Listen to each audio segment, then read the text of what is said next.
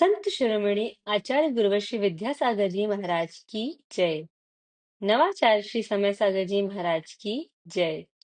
अरहम योग प्रणेता पूज्य मुनिषि प्रणम्य सागर जी महाराज की जय। ओम अरहम नमः।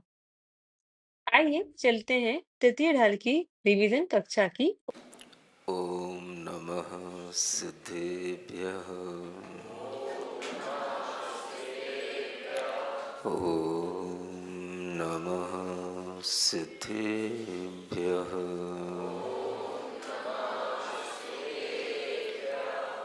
ओम नमः सिद्धेभ्यः।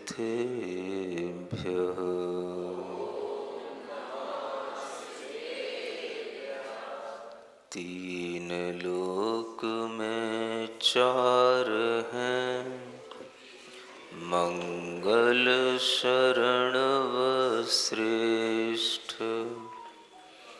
अरहत सिद्ध व साधुगण, धर्म जैन जग ज्येष्ठ। तीर्थंकर जिन देव की, जिन वाणी को ध्याए। सार्वधर्म संक्षेप से, कहूँ चित्त हुलसाए।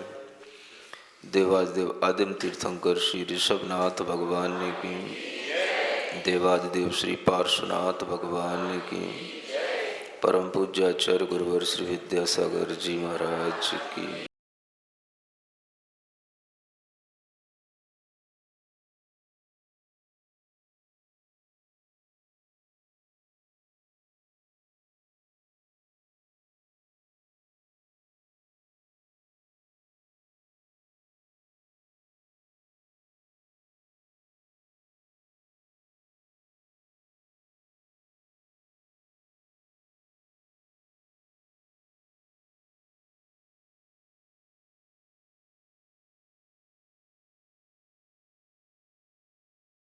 नौ छंद हैं हो गए, ये नौवां छंद चल रहा है तृतीय ढाल का। कल भी आप लोगों को इसी छंद के बारे में प्रथम लाइन का स्पष्टीकरण करते हुए बताया था कि सम्यक दृष्टि को नित होवे, धर्म धर्म फल प्रीति। एक लाइन याद हो गई? नहीं हुई? कुछ अच्छी अच्छी बातें भी याद करने की कोशिश किया करो। सम्यक दृष्टि जीव के लिए प्रीति किससे होती है? धर्म से और धर्म के फल से।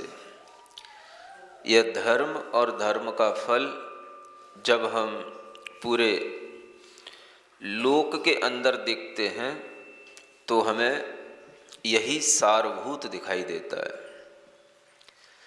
यह एक भीतरी अनुभव की भावना की बात थी जो आपको बताई गई कि भीतर से वह सम्यक दृष्टि किस भाव में आ जाता है, उसके अंदर क्या इंटरेस्ट बदल जाता है और वह किससे अपने इंटरेस्ट को जोड़ने लगता है। यह एक भीतरी भाव है और इस भीतरी भाव के साथ उसके अंदर जो ये भाव उत्पन्न होता है, इसको एक नाम दिया जाता है। इसे कहते हैं संवेग भाव। क्या बोलते हैं? धर्म और धर्म के फल में प्रीति होना ही संवेग कहलाता है। थोड़ा नया सा नाम लगता होगा आप लोगों को, क्योंकि आप लोग हमेशा आवेग में रहते हो, उद्वेग में रहते हो, तो एंजाइटी, एक्साइटमेंट ये तो सब जानते हो, लेकिन ये संवेग कहाँ सुना आपने? तो नया नया अगर कुछ सुनने को मिले तो समझना कि हमारी बुद्धि में कुछ सुधार आ रहा है और हम कुछ नया नया सुन करके ही कुछ नया भाव अपने अंदर कर पाएंगे। तो सम्यक दृष्टि जीव के अंदर एक भाव उत्पन्न होता है जिसे कहा जाता है संवेग। ये संवेग क्या करता है? पूरे दुनिया के अंदर जो कुछ भी उसे पाप पुण्य का फल दिखाई देता है, उसको देख करके वह बड़ा अपने मन में समझ लेता है कि यहाँ पर कोई भी प्राणी देखो, किसी भी जीव को देखो, वो अपने पाप का या पुण्य का ही फल भोगता है। चाहे वो किसी भी तरह का दुख भोगे, दरिद्रता के साथ हो, दुखों के साथ हो, वो अपने पाप का फल भोगता है। जो हर तरह के थोड़े थोड़े सुखों को प्राप्त होते हैं, वो पुण्य का फल भोगते हैं। और इस तरह से यह पाप और पुण्य का व्यवसाय निरंतर इस जीव आत्मा के अंदर चलता रहता है ना। एक व्यवसाय है। व्यवसाय तो समझते ही ना आप, बिजनेस है ये भी। जैसे बिजनेस जिंदगी में कभी भी एंड नहीं होता, वैसे ये पाप पुण्य का खेल कभी भी एंड नहीं होता। पाप से पुण्य भी होता है और पुण्य से भी पाप होता है, फिर कभी पुण्य से पुण्य भी होता है और फिर पुण्य से पाप भी होता है। ये सब बिजनेस चलता रहता है। कभी घाटे का सौदा, कभी मुनाफे का सौदा, ये चलता रहता है। पुण्य के उदय में भी लोग पुण्य के फल से पुण्य भी कर सकते हैं और पुण्य के फल में लोग पाप भी करते हैं। पाप के फल में भी लोगों की बुद्धि सुधर सकती है तो पुण्य कर जाते हैं, और पाप के फल में न सुधरे तो और पाप में लीन हो जाते हैं। आप देखते हो हर जगह, कहीं भी कोई भी दृश्य आपको दिखाई दे दुनिया का, आप देखना कि ये पाप और पुण्य का ही सारा खेल चल रहा है। इस पाप पुण्य के खेल में वह सम्यक दृष्टि जीव देखता है कि ये सब सुख और दुख अपने अपने पाप और पुण्य कर्म के फल से जीवों को प्राप्त होते हैं। इसलिए वह धर्म और धर्म के फल में जब अनुराग करने लग जाता है, प्रीति करने लग जाता है, तो उसके अंदर का जो भाव है वो उसके आवेग को कम कर देता है। आवेग भीतर का कम हो जाता है और इस कम आवेग का नाम ही संवेग कहलाता है। यानी मन की एक गति जो बाहर दौड़ती है, वेग जो बाहर हमें फेंकता है, उस वेग में कमी आ जाती है तो वही संवेग हो जाता है। शांति उसके अंदर सब कुछ देख करके आने लग जाती है। किस किस चीज के लिए रोएं, किस किस चीज के लिए परेशान हो, दुनिया में हर किसी के लिए कोई ना कोई अभाव खटकता ही रहता है। हर किसी के लिए कोई ना कोई कमी बनी ही रहती है। कितना ही अच्छा कुछ भी बने, लेकिन फिर भी इस पंचम काल में किसी को भी पूर्णतया उससे संतुष्टि और सुख की प्राप्ति नहीं होती। ये सब विचार वह अपने अंदर कर पाता है तो वह धर्म और धर्म के फल का चिंतन करने से कर पाता है। इसलिए उसके अंदर एक संवेग भाव आ जाता है। वेग उसका, अब उसके अंदर एक एक्साइटमेंट ज़्यादा जो पैदा होता था वो नहीं करेगा। वो अब शांत भाव से हर चीज़ को देखेगा, समझेगा और हर चीज़ को करने से पहले अपने अंदर यथार्थ क्या है इस बात का विचार करेगा। ये भाव कहलाता है संवेग भाव। किसमें होता है? सम्यक दृष्टि जीव में। दूसरा भाव आता है, आगे बढ़ते हैं, निर्वेद भाव। क्या बोलते हैं? निर्वेग कह लो या निर्वेद कह लो, एक ही बात है। सम्यक दृष्टि जीव के अंदर ये दूसरा भाव उत्पन्न होता है, भव तन भोग विरक्ति। क्या होता है? भव माने संसार, तन माने शरीर और भोग माने इंद्रियों के सुख। इन सब से उसके अंदर विरक्ति आती है। आप सोच सकते हो, पूछ सकते हो, महाराज केवल अविरत सम्यक दृष्टि जीव है तो उसके अंदर अभी विरक्ति कहां आ जाएगी? का मतलब तो सब छोड़ छाड़ के बैठ जाना, सब कुछ त्याग करके, सब कुछ इन संसार शरीर भोगों से विरक्त होकर के अपना जीवन जीना, तो वो विरक्ति कहलाए। सम्यक दृष्टि जीव के अंदर यह विरक्ति यथार्थ में जो उत्पन्न होनी चाहिए वो तो नहीं होती, लेकिन उसका विचार बन जाता है कि इस संसार में, इस शरीर में और इन भोगों में कोई वास्तविक सुख नहीं है। ये विचार उसके अंदर आ जाता है। थॉट प्रोसेस ये भी एक बहुत बड़ी चीज होती है। अगर आपके विचार में कोई चीज चलती रहती है तो वह कभी ना कभी वो आपके लिए उपलब्ध भी हो जाती है। जैसा आप विचार करते हैं वह विचार ही आपके जीवन में क्रियान्वयन होता है और उसी के अनुसार आपको अच्छे या बुरे फल मिलते हैं। सम्यक दृष्टि जीव के अंदर वह जो अभी हम जिसे कहें, मान लो अविरत सम्यक दृष्टि है, गृहस्थ है, चौथे गुण स्थान में रहने वाला भी होता है, तो भी उसके अंदर संसार, शरीर और भोग, इन तीनों के बीच में वो रहता है, लेकिन रहते हुए भी उसके मन में एक विरक्ति का भाव बना रहता है। एकदम से अभी वो विरक्त नहीं हो पाया। घर में रहकर के भी वह अपने अंतरंग में इस तरह की विरक्ति के विचार के साथ भी घर चला लेता है, परिवार चला लेता है, विवाह भी कर लेता है, संतान भी उत्पन्न कर लेता है, सब कर लेता है, लेकिन फिर भी उसके अंदर ये लगता है, एक भाव रहता है कि संसार में इन सब चीज़ों का उपयोग हमारे लिए ये जो जन्म मिला है इसलिए नहीं है कि हम इन्हीं चीज़ों का भोग करते रहें, इन्हीं चीज़ों का उपयोग करते रहें। ऐसा उसके मन में आता है। ये मुझे करना होता है, मैं कर रहा हूँ, मैं कुछ कारणों से इन सब चीज़ों से पूर्णतया विरक्त नहीं हो पा रहा हूँ, लेकिन इन चीज़ों में वास्तविक सुख नहीं है। विरक्ति होने का मतलब ही होता है आपके अंदर एक पहले ये थिंकिंग आ जाए कि इन चीजों में वास्तविक सुख नहीं है।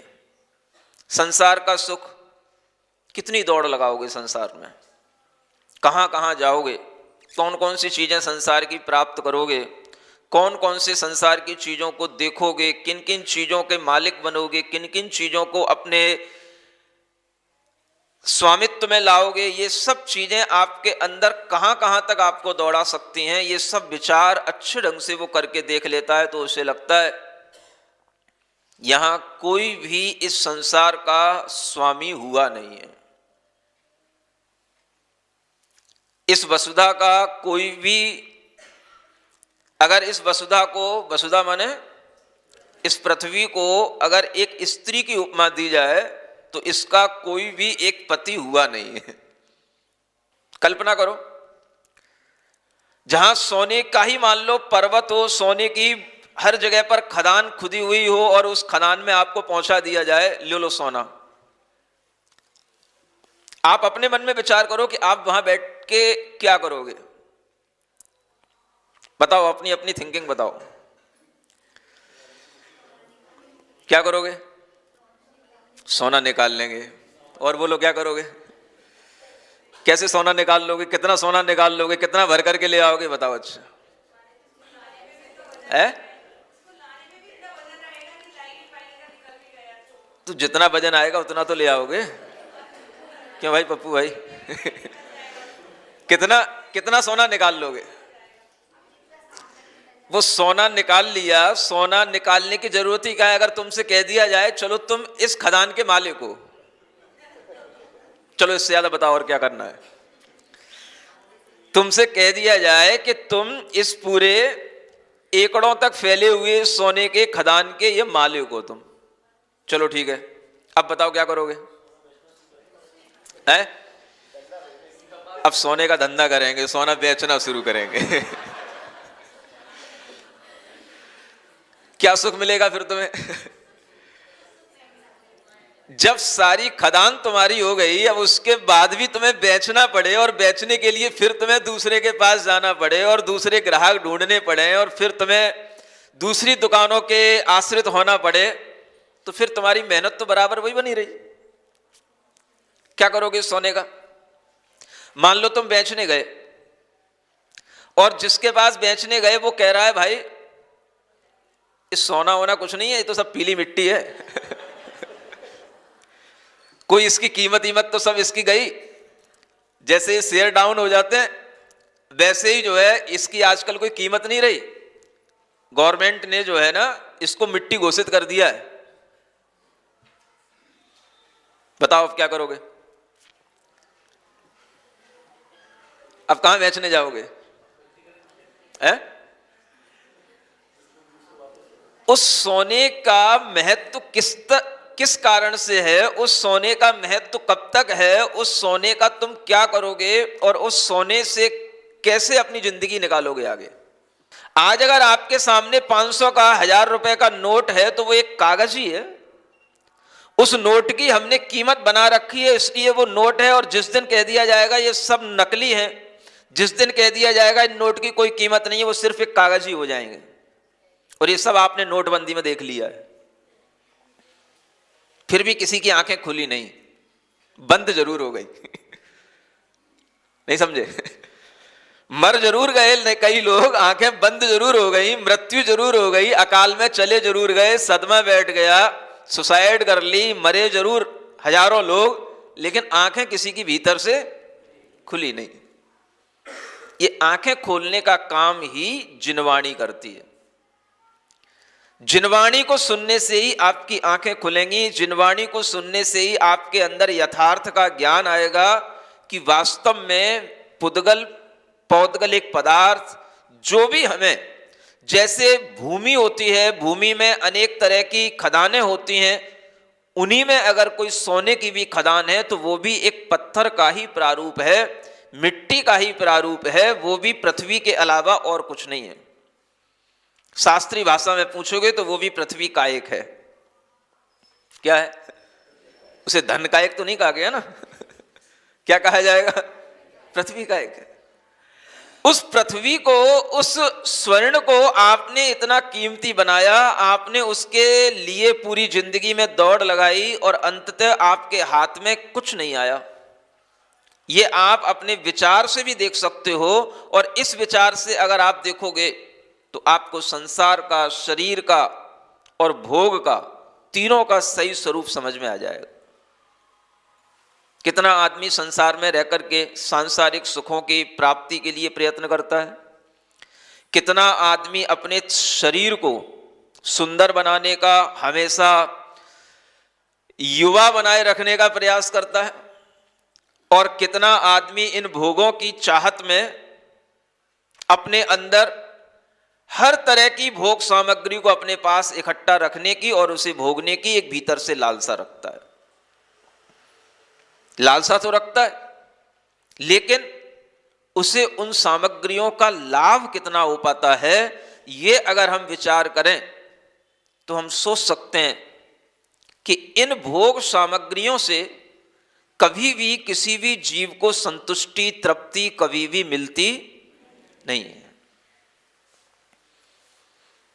कितनी मिलेगी? ज्यादा भोगेगा आज के समय में तो आदमी रोगी हो जाएगा। अगर उसके लिए उस भोग की लालसा ज्यादा बढ़ेगी तो कहीं ना कहीं वो मृत्यु का भागी बन जाएगा। उससे कोई ना कोई ऐसे रोग हो जाएंगे, और बड़े बड़े जो रोग होते हैं, जो दुनिया में कभी नहीं पहले जिनके नाम सुने जाते थे, वो नाम आज अगर सुने जाते हैं तो उसका एकमात्र कारण क्या है? भोग। नहीं है? एक नाम आता है एड्स रोग, सबने सुना है? किससे उत्पन्न होता है? यह सब भोग की अधिकता से उत्पन्न होता है। जिस भोग की सामग्री के लिए हमारे लिए चयन करने का कोई भी विवेक नहीं है कि हम कहां पर क्या कर रहे हैं, ऐसे भोग सामग्रियों को भोगने से ये रोग उत्पन्न होते हैं। और जिनके अंदर ये रोग हों, उनके संपर्क में भी अगर आप आ गए तो आपके अंदर रोग उत्पन्न हो जाएंगे। ये रोग भोग के कारण से उत्पन्न हुए, इसलिए आचार्य कहते हैं भोगा रोगा एवापदी।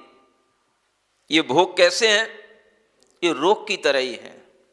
अधिक भोगोगे तो रोगी बन जाओगे, थोड़ा भोगोगे, अधिक की लालसा रहेगी तो भी रोगी बने रहोगे। इसलिए जो सम्यक दृष्टि जीव हो जाता है वह अपने मन में हर चीज का यथार्थ विचार करता है इन भोगों से भी हमें कितना सुख मिलेगा, कब तक मिलेगा, और इन सुखों से हम कितना तृप्त हो पा रहे हैं और कितना हो पाएंगे, और कितना हमारे अंदर वो तृप्ति आगे तक बनी रहेगी। ये विचार करेगा कौन?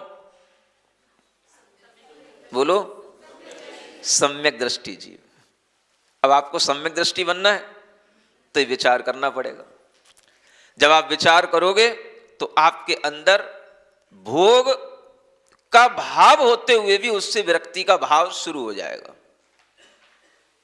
आप विरक्त नहीं होगे ये बात अलग है, एकदम से आपके अंदर विरक्ति नहीं आएगी बात अलग है, लेकिन आपके अंदर एक सही ज्ञान उत्पन्न हो जाएगा, आपके अंदर एक सही विवेक उत्पन्न हो जाएगा, जिसके माध्यम से आप सोच सकोगे कि वास्तव में इसमें सुख है या ये दुख को बढ़ाने की एक प्रक्रिया चल रही है। इसलिए सम्यक दृष्टि जीव इस भाव में आ जाता है, भव तन भोग विरक्ति। जब उसके अंदर यह भाव आता है तो वह विचार करने लग जाता है। संसार को देखो, शरीर को देखो, भोगों को देखो, किसने उनसे कितना सुख प्राप्त कर लिया ये विचार करो। जब वो नहीं कर पाए तो हम कितना कर पाएंगे ये विचार कर लो। और ये विचार जब आप करने लग जाओगे तो आपके अंदर ये भाव आने लगेगा, इसी का नाम है निर्वेद भाव। ये निर्वेग भाव आपके अंदर आने लगेगा, माने वेग जो आपके अंदर उन भोगों के प्रति, संसार के प्रति जो अड़िग बढ़ रहा है, वह एकदम से वह आपको पीछे की ओर लौटाएगा। संवेग अलग चीज हो गई और निर्वेग अलग चीज हो गई। संवेग में पूरी दुनिया के अंदर जो चल रहा है उसको देख करके उसके अंदर एक शांति का भाव आ रहा है, और निर्वेग में जो वह दौड़ लगाने जा रहा है उससे वह लौटने का भाव आ रहा है, वह पीछे की ओर लौट रहा है। कहां लौट करके आएगा? तो अपने आप उसके मन के अंदर एक विचार आने लग जाता है, हर दिशा आशा बनी फैली हुई आकाश तक, तोड़ लाऊंगा सितारे यह यकीन था आज तक, पर वहीं से लौटते राही के चेहरे पे शिकन, देख कर मुझको लगा कि जिंदगी जिंदा कहाँ है, देख कर मुझको लगा कि जिंदगी जिंदा कहाँ है। कुछ समझ आ रहा है आपको? किसको लगा देखकर? जो भीतर से ऐसा विचार करेगा उसको देख करके लगेगा। हर दिशा आशा बनी फैली हुई आकाश तक। समझ आ रहा है? हर दिशा में तृष्णाएं सबके अंदर होती हैं, जिधर सोच लो उस जरी। जो जितना बुद्धिमान होगा वो उसके एंड पॉइंट तक जाने की कोशिश करेगा। वो छोटी मोटी चीजों में संतुष्ट नहीं होता, उसे हर चीज का अंत चाहिए। हर दिशा आशा बनी फैली हुई आकाश तक, तोड़ लाऊंगा सितारे यह यकीन था आज तक, पर वहीं से लौटते राही के चेहरे पर सिकन। क्या मतलब हुआ? जहां हम जाना चाह रहे हैं, जिस चंद्रमा पर, जिस मंगल ग्रह पर, जिस दुनिया के जिस भी फील्ड में हम जाना चाह रहे हैं, वहां पर जो लोग पहुंच गए हैं, अगर हम उनकी सूरत देखें, उनसे मिलें, उनसे बात करें, तो हमें पता पड़ेगा कि ये लोग भी वहां से लौटने की कोशिश में हैं। ऐसा आपको लगता है कि नहीं? कभी ऐसे लोगों से मिलते हो कि नहीं? नहीं मिलते हो? आपके अंदर अगर कोई सही ज्ञान की क्षमता होगी तो आपको ये सब लोग मिलेंगे जिनके पास पहुंच करके आपको लगेगा कि जो बड़े बड़े अरबपति हैं, खरबपति हैं, ये भी आखिर किधर की ओर लौट रहे हैं, ये भी आखिर क्या कर रहे हैं, इनको भी आखिर अंततः सुख कहां मिल रहा है। आपको पता पड़ेगा, उनकी संगति में जाओगे, इनका अरबपति खरबपति होने का व्यापार और कारोबार भले ही कितना ही बड़ा हो, लेकिन इन लोगों के भीतर अगर सुख की कोई अगर आपको झलक दिखाई देगी तो वह उनके सदाचार से दिखाई देगी, उनके अध्यात्म भाव से दिखाई देगी। उनके अंदर भी एक संतोष होगा तो ही उनके अंदर कोई सुख की झलक दिखाई देगी, अन्यथा ये लोग भी उस सुख को भुला करके उस अध्यात्म सुख की ओर लौटने की कोशिश करते हैं। आंख बंद करके इन्हें भी बैठना पड़ता है, शांति पाने के लिए इन्हें भी एकांत ढूंढना पड़ता है। अपने बिजनेस छोड़ करके, क्रियाकलाप छोड़ करके, मोबाइल तक को छोड़ करके 15-15 दिन के लिए इन्हें ध्यान शिविरों में जाना पड़ता है, तब ये थोड़ी सी मानसिक शांति ले पाते हैं। ये आपको पता नहीं है। आप जब इनके निकट पहुंचोगे, इनके रियल लाइफ से अपने आप को जब परिचित कराओगे, तब आपको पता पड़ेगा कि इनका जीवन वास्तव में कहां पे जाकर के सुखी होता है। जो भरत आप जानते हो, भरत चक्रवर्ती घर में रह करके वैरागी थे, कुछ वैरागी नहीं थे। भरत जो वैरागी थे वो भरत वैरागी थे, जो श्री राम के भाई थे वो भरत वैरागी थे। भगवान आदिनाथ के पुत्र वो भरत, वो तो लड़ पड़े थे बाहुबली से, हम उनको कैसे वैरागी कह लें? हमें तो नहीं लगता कहीं से कहीं तक वैरागी थे, आपके लिए हो सकते हैं। वो भरत वैरागी नहीं थे। भरत कौन से वैरागी थे? राम के भाई जो भरत थे वो वैरागी थे। आप उनका वैराग्य देखो। जब उनके पिता को भाव आया कि मुझे गृह त्याग करना है, मुझे दशरथ को भाव आया कि मुझे घर छोड़ना है, तो उनके अंदर भाव आ गया कि मुझे भी पिता के साथ जाना है। तब उनको रोका गया, मातृमोह के कारण से उन्हें वहां रुकना पड़ा, और उस रुकने के बावजूद भी उन्हें वह साम्राज्य दिया गया, राम का साम्राज्य, के भाई आप इसके राजा बनो। उन्हें कोई राजा बनने की इच्छा नहीं थी, लेकिन फिर भी उन्हें राजा बनाया गया, राजा बनना पड़ा। और उनने यही कहकर के राजा बना कि जिस दिन यह राम वापिस नगर में आ जाएंगे, अयोध्या में आ जाएंगे, मैं उसी दिन विरक्त हो जाऊंगा, उसी दिन घर छोड़ दूंगा। यह सोचकर के वो राजा बने। आप सोचो उनके अंदर कितना वैराग्य है। वो जा रहे थे, मां ने रोका, भाई ने रोका, जबरदस्ती उन्हें राजगद्दी दी, और राजगद्दी देने के बाद भी फिर उन्होंने विचार किया कि राजगद्दी तब तक जब तक मेरे भाई नगर में वापस नहीं आ जाते। थोड़ा सा मां की आदत है, मां की जिद है, उसको पूरी हो जाने दो, लेकिन मुझे इस संसार से कोई भी राग, इस राजपाट से कोई भी राग नहीं है। इसको कहते हैं घर में रह करके वैरागी। वास्तविकता में तो जो दृश्य दुनिया ने देखा, जो इतिहास में निबद्ध हो गया, वो दृश्य क्या था? भरत बाहुबली युद्ध। वो युद्ध क्या बताता है? वो युद्ध कहीं से कहीं तक वैराग्य का भाव नहीं बताता। वो युद्ध कहीं से कहीं तक भ्रातृ प्रेम नहीं दिखाता। वो युद्ध कहीं से कहीं तक हम भगवान आदिनाथ के वंशज हैं इस तरह का भाव नहीं दिखाता। ये सब भाव देखने को मिलते हैं तो किसमें? राम के भाई भरत ने अपने पिता के अनुसार चलने की कोशिश की, वो उसी समय विरक्त हो गए। वो भरत तो चक्रवर्ती बन के बैठ गए, और वो भरत विरक्त हो गए। दशरथ जी जा रहे हैं तो मैं भी जाऊंगा, पिता के साथ मैं भी जाऊंगा। जब मां ने देखा कि ये क्या हो रहा है, बेटा भी जा रहा है, पति भी जा रहा है, तब उसने अपनी कुछ चाल चली। उसने चाल क्या चली? उसने अपना जो कुछ भी वचन अचन था वो अपने निभाया। कहने का मतलब यह है कि भरत भी जिस तरह से घर में वैरागी थे, वैसा वैराग्य ही बताता है कि सम्यक दृष्टि जीव के अंदर इस तरह की भवतन भोग विरक्ति होती है। करना पड़े कर लो, ऐसा भाव आ जाए तो समझ लेना कि हमारे भीतर वह सम्यक दर्शन का भाव बन रहा है। ऐसा चिंतन आ जाए तो समझ लेना सम्यक दर्शन आ रहा है, काल लब्धि नहीं आ रही है। क्या आ रहा है?